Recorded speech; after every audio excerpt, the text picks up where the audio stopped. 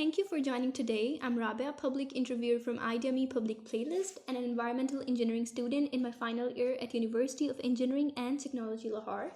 Today, I'm very privileged to be here with engineer Laila Kasuri, an environmental engineering graduate from Harvard University and water analyst. Got listed her name in Forbes 30 under 30 2019 Asia list for her services in the water sector. So, Laila, can you tell us about yourself? I basically started off as a broader environmental engineer because I was interested in working on the field. I think that was my primary motivation. And after that, I found a really good advisor when I was at my undergrad that got me involved in the world of water. And within the space of environmental engineering, I then took a more turn towards water and water policy. But I think this applies to a lot of fields in the environment sector. You can't just look at it from an engineering lens. Engineering requires you to look at it from an economic and policy lens because whatever natural resource you are working on managing, it's not just an engineering or a technical problem.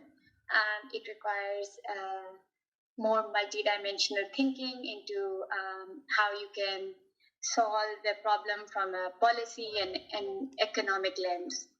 So after that, I ended up doing my grad studies, which were focused more on flood risk reduction and flood management. That was also my initial theme that I was working on when I was an undergrad, and that led me to work with the World Bank on a flood embankment project in Bangladesh. So I continued in the field of water, and then I was working with the World Bank for a while. And in 2016, I came to Pakistan and I started teaching at LAMS. I developed a curriculum on water and sustainable development, and also helped to set up a research center there. And that was also in water. And I think that the reason I've chosen water is that it's really broad. It's not just every day is not just solving or doing modeling or coding. It's not a typical engineering job. It requires you to work with people. It requires you to be on the field. It requires working with government officials. It requires working with communities. So I think the aspect of every day being very different is really exciting. I don't think I could have worked on a job which required me to sit in an office all the time. Even though with COVID we are kind of doing that, but I don't think that I would have enjoyed it, and I'm really glad that I took this path where I get to be more on the field. So I think in short, this is the space of environmental engineering is really exciting because it's not just doing one thing every day. It's very different from day to day. Yeah. So, Lala, you worked in the area of green growth and led several projects. Would you please elaborate a little bit about your work as a water policy analyst? Yeah, so I think after I was working with at LUMS, I ended up broadening my field a little more. So as you know, I think internationally the field of water and environment is now all around sustainable development and green growth, which basically means how can we do economic activities but also ensure environmental sustainability. That's broadly green growth.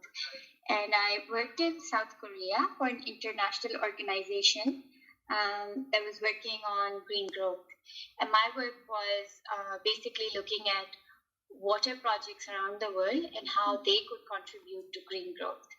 And a lot of my work was in the Mekong region, so in Laos, Cambodia, and Myanmar. And it was really interesting because it wasn't working on the typical water projects that I had been doing in the past. So a lot of my past work was more on typical water infrastructure projects. But with with this focus on green growth, I was working more on projects around sanitation, on wastewater reuse, which was entirely different. I had not been a wastewater and sanitation person. I was more involved in water resources management and flood management. And so this was a totally new field within the water sector that I was involved in.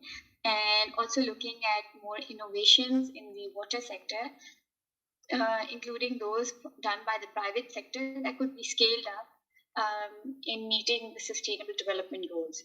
So it was a very different international dynamic that I was part of, and looking at water from a very different lens. The people I was meeting were very different, and also exploring startups working on water and seeing how they could scale up. So it was a very interesting space. It was still water. And while I was headquartered in South Korea, a lot of my work was in very different countries. I was working in Jordan. I told you in the Mekong. I was also working in Cambodia, Laos, Myanmar. There was some work in India and some in Morocco. So I think that working in these very different countries in very different contexts was really interesting, because in each country, water is managed very differently. Water has a very different legacy, and understanding that context was exciting, and trying to find solutions to it as well. So yeah, and I think that going forward in the future, the field of water might become more privatized. It might involve more innovation. It may not be just traditional water management and making big dams, but it's becoming more decentralized and more innovative, involving more grassroots communities. Exactly. So, we always have people in our lives who influence us in a very, significant manner when it comes to our field and it comes to the discipline in our lives. So, with whom have you connected? Who has altered the course of your life, and what impact did this have on you and on the world? I think it must have been my advisor that I mentioned earlier. His name was John Briscoe, and he was actually I met him in 2009. And at that time, Pakistan had these floods. And there was a fundraiser that he was in our university that was raising money for the victims of the flood, and he was a speaker there. And that's how I ended up actually meeting him. And I got involved in learning more about water. And I think he is also he passed away, but he was the year he passed away, he was also given the Stockholm Water Award, which is almost like the Nobel Prize for the field of water. And he was the most important person in terms of my career, because he really opened me up to this field and really helped me along the way. So I think, and I think that he's worked in Pakistan, and I ended up working on one of the bigger projects in Pakistan through him. So I think that certainly in terms of career, my advisor, John Briscoe, was one of the people who's impacted me a lot. And, he's also impacted a lot of other people. He has really, he left behind, he was South African who left behind a huge endowment to support students to learn about water. And so I think that he's certainly been my inspiration in this field. That's great.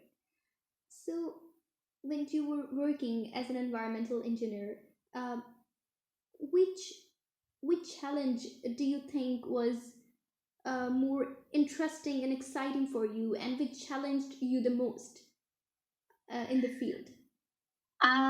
So I think that one of the best things about being an environmental engineer is sometimes you'll get a lot of these technical problems, and then you try to solve those technical problems. And then you sometimes get problems which are less technical and they're more focused on policy. And then the best challenge is one that requires you to work on all of these facets. looking at the engineering and looking at the economy and looking at the policy. One of the most interesting work that I did was in Cambodia. I was leading a project that was looking at how we could use how we could scale up decentralized sanitation in some of the cities in Cambodia.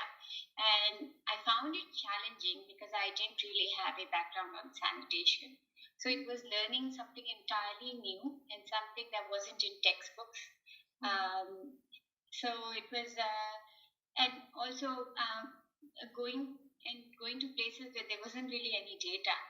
So the cities that we were working in as part of this organization, GGGI, we didn't really have access to data, and they weren't really monitoring the quality of wastewater in these areas. And so I found it challenging because when you don't have this data, you really don't know what the real problem is. So that was an interesting thing for me because I was starting from scratch. It was really collecting the data to build the foundation to identify a problem, and then using that problem to identify a solution.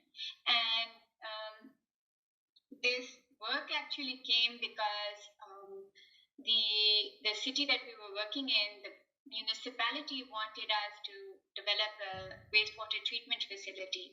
And what we ended up finding was that the solution to their problem wasn't basically a treatment facility. The solution was more around transporting the waste from their homes to the existing facility that was already there.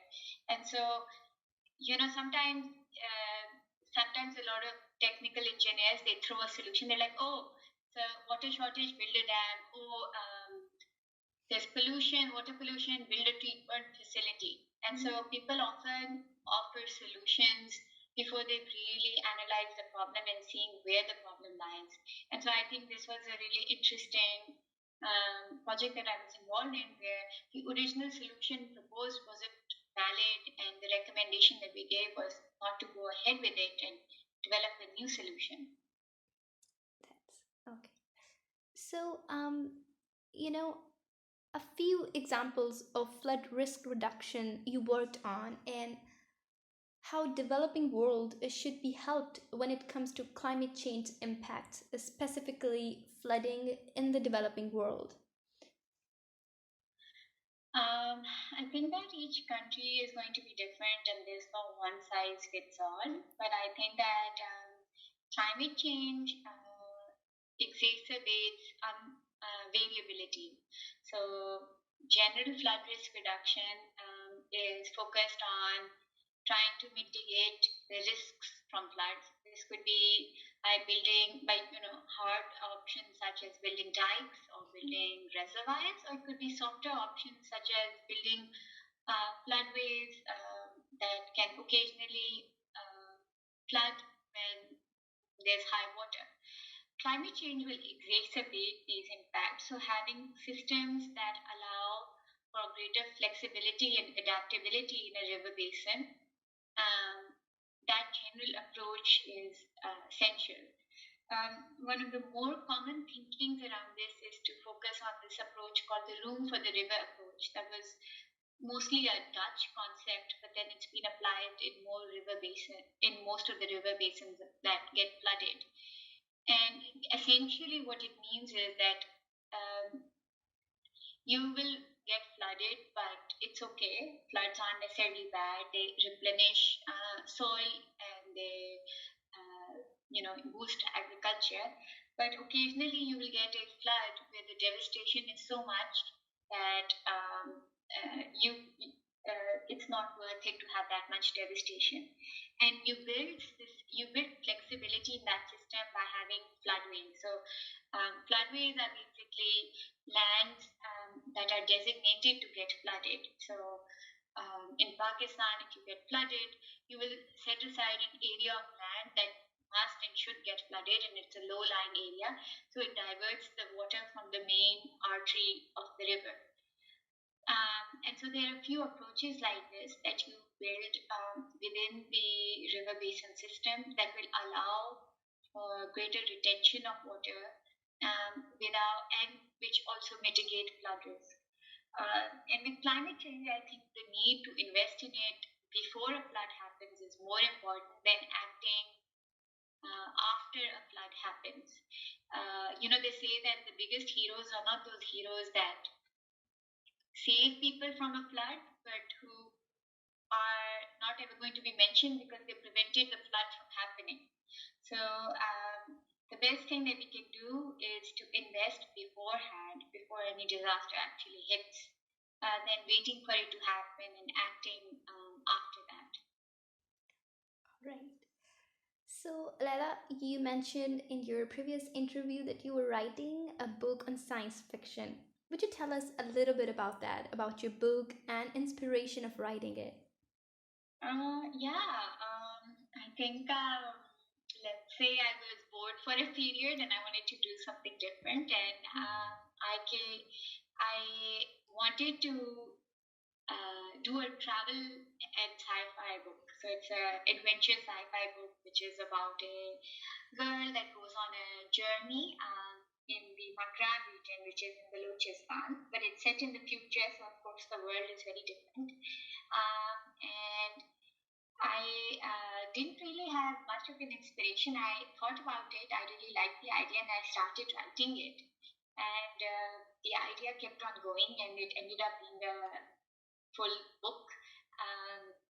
I had submitted the first few chapters to the Salam Award, and weirdly enough, it was recognized. So I think I just completed that. I've completed that book. I'm in the process of editing it and getting it published. But I think the main inspiration was that I just wanted to write it. I liked the idea. I thought I would enjoy reading a book like that. And I think a lot of these ideas really come because, even whether you're an environmental engineer or you're an economist or whatever you are, we all have hobbies and interests that are outside of our careers. And so I think that, and I encourage everyone to, um, uh, pursue those activities as well. They don't need to go anywhere, but it's still exciting and fun. That's perfect.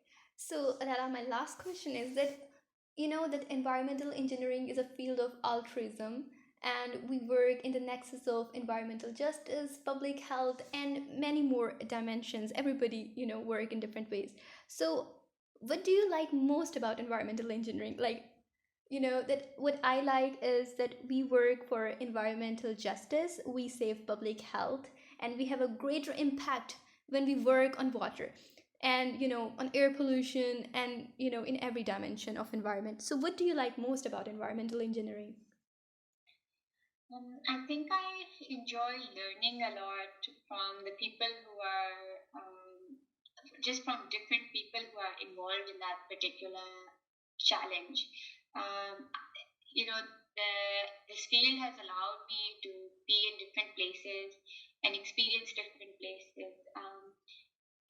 I grew up in Lahore, and it's very easy, even if you're familiar with just Lahore's challenges, that's interesting, but not a lot of us really visit the Ravi or visit the communities that live along the river bank or are impacted by the river. Yes. Very few of us recognize the challenges in the Thatta Delta. So I think just learning about those challenges and meeting the people who live there and learning from them has been really exciting. And it's just the case with almost all of the problems. You can't solve a problem sitting on a desk. You really have to be out in the field and be meeting people and understanding that problem.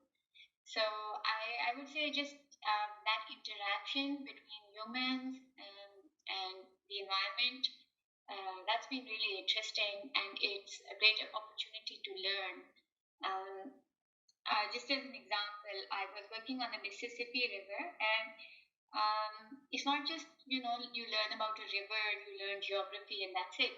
But you learn about the people who live there, their history, their culture that's been shaped by the river, their activities.